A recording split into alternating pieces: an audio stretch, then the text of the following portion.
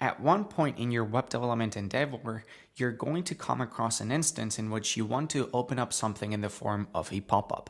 And that is precisely what a Thrive Lightbox is. It is a pop-up that gets displayed on the front end of your website when a specific action is triggered.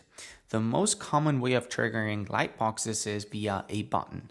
In Thrive Architect, you can click on any button on your page, and instead of having it trigger a link that would normally take people to a separate page, have it trigger a Lightbox. But it is worth mentioning that you can have other elements like a string of text trigger Lightboxes as well.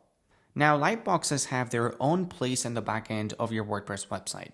In order to create a new one, simply log into your WordPress website, and if you've installed Thrive Architect, you'll notice how you have Thrive Lightboxes being displayed on your left-hand toolbar. Navigate inside and create a new one. You will then be able to open up your Lightbox with Thrive Architect and customize it however you want. Now, don't forget to publish your Lightbox or you won't be able to link to it.